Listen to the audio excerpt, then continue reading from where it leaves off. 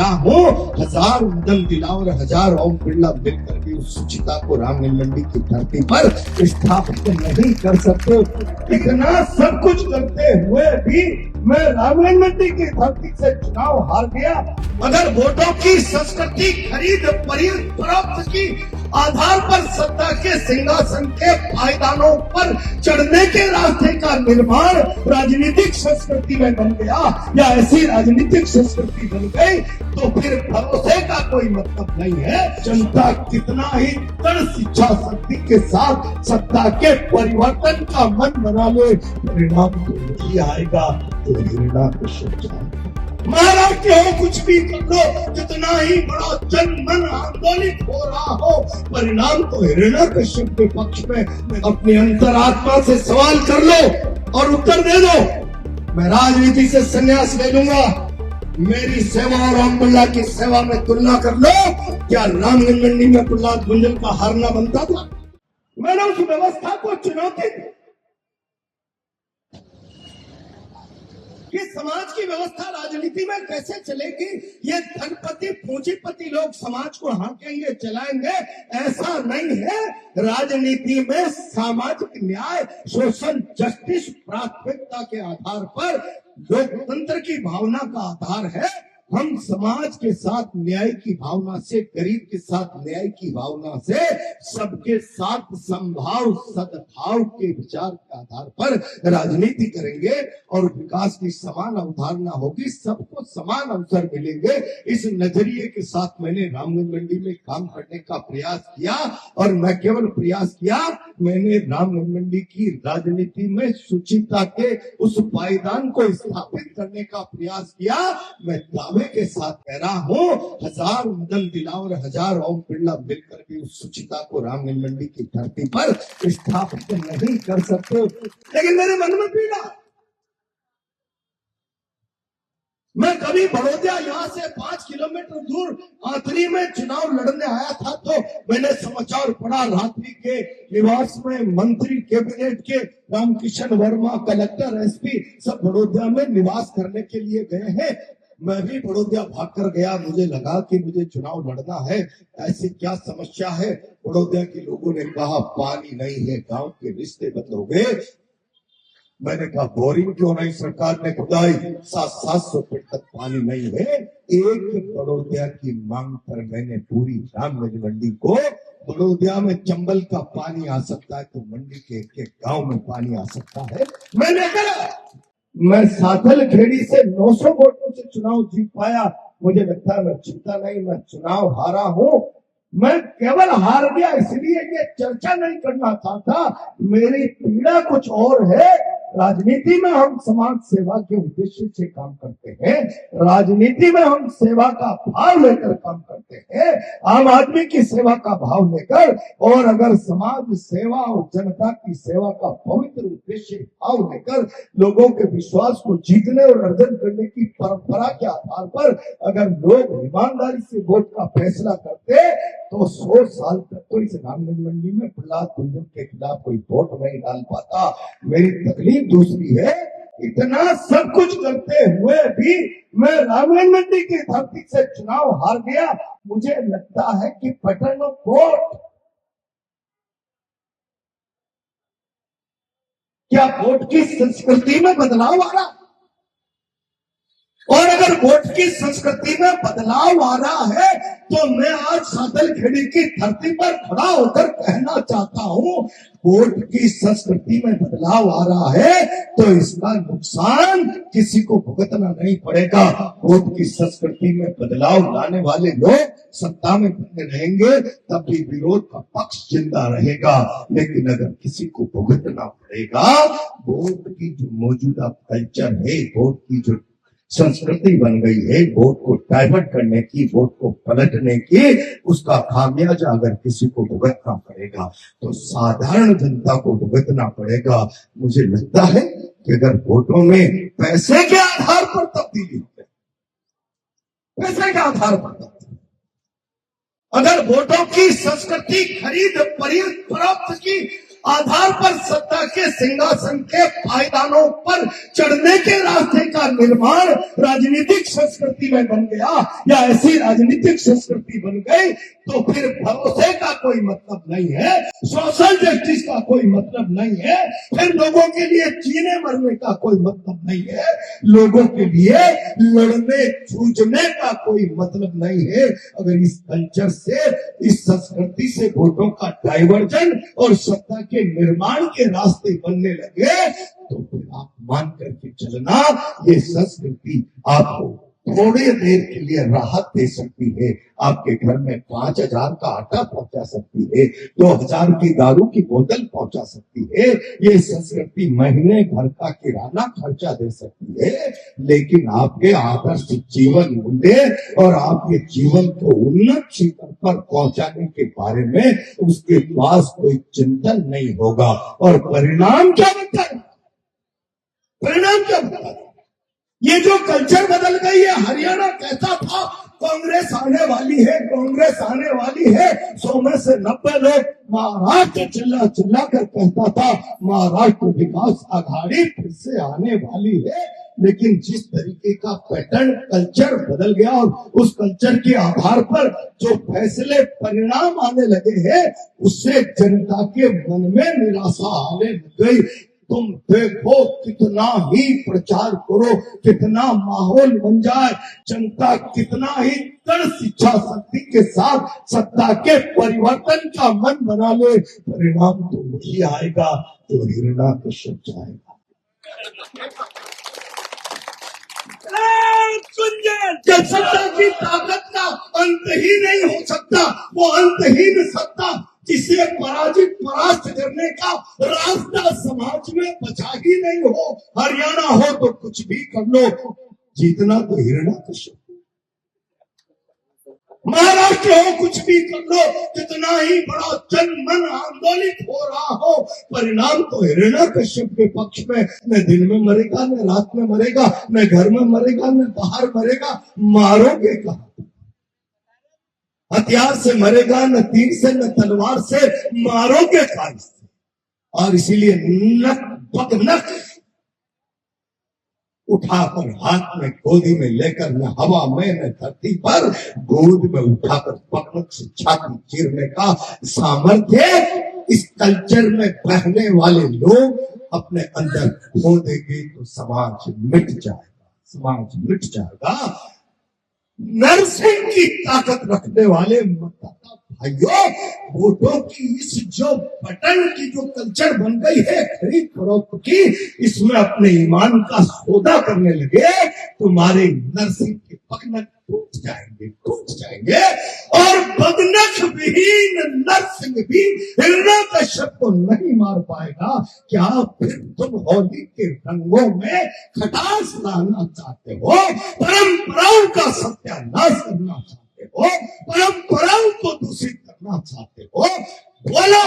और नहीं करना चाहते हो तो फिर पगनख में धार चाहिए, और पगनख में धार ईमान से आएगी, पगनख में धार सच्चाई से आएगी, पगनख में धार प्रहलाद का जीवन जीने से आएगी।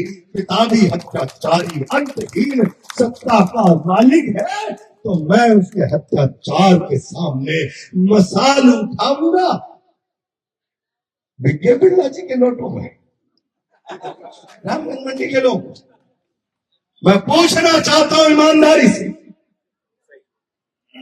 जिस किसी भी इष्ट को साक्षी मानते हो, अपनी अंतरात्मा से सवाल कर लो और उत्तर दे दो। मैं राजनीति से संन्यास ले लूंगा, मेरी सेवा और राम बिरला की सेवा में तुलना कर लो। क्या रामगंज मंडी में प्रहलाद गुंजन का हारना बनता था?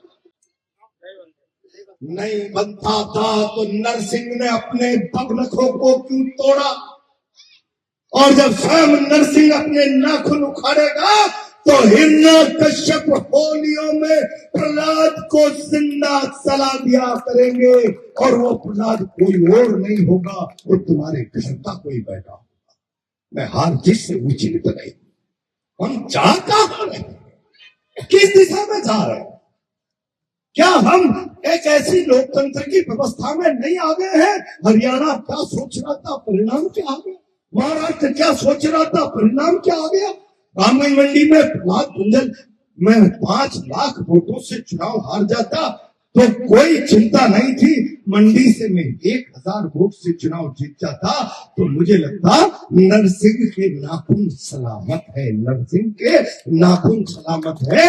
नरसिंह ने अपने नाखूनों को सोने की कीमत पर बेच दिया और अपने हाथ में भीख का कटोरा पकड़ दिया, भीख का कटोरा।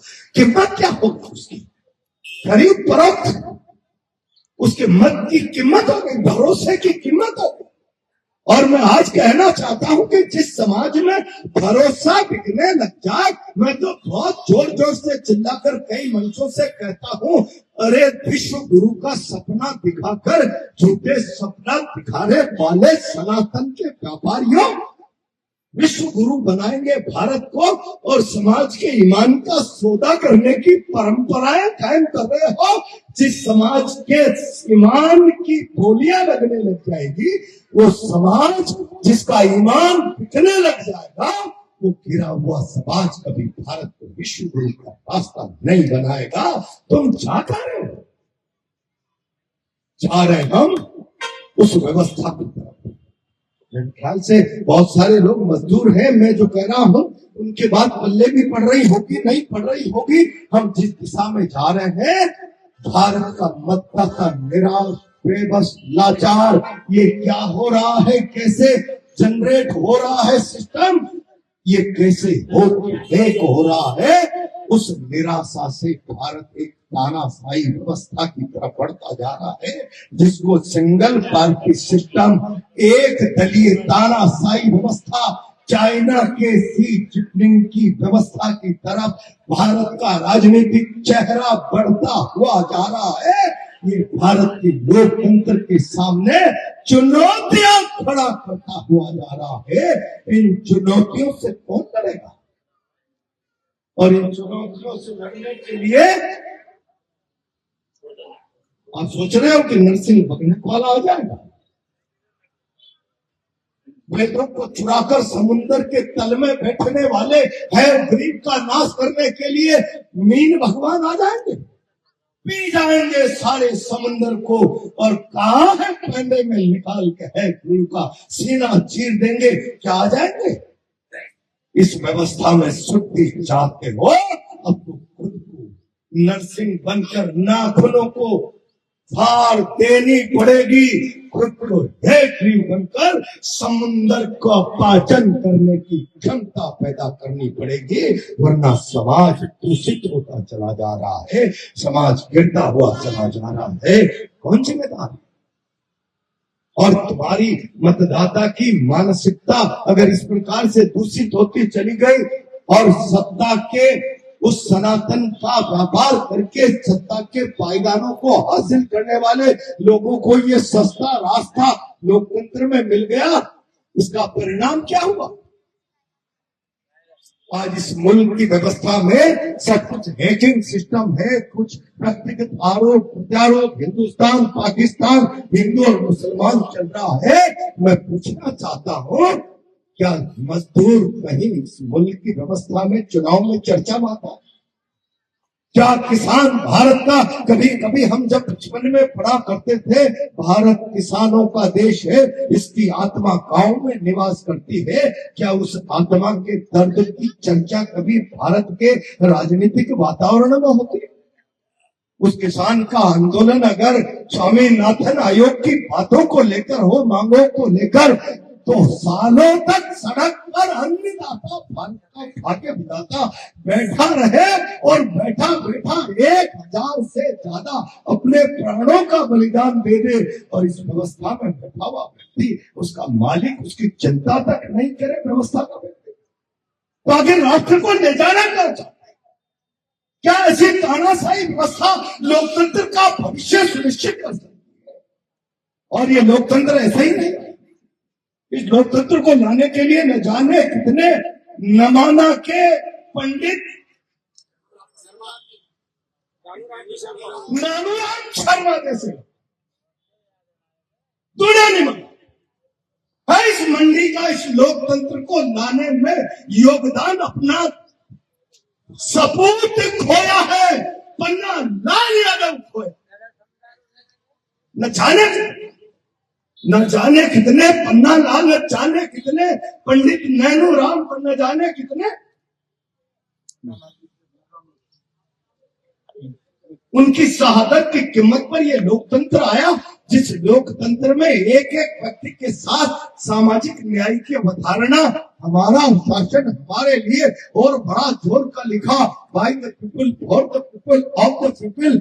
अरे कितना जल्दी बदल गया, बाय द पीपल, जनता का, जनता के द्वारा, जनता के लिए, जनता की सरकार।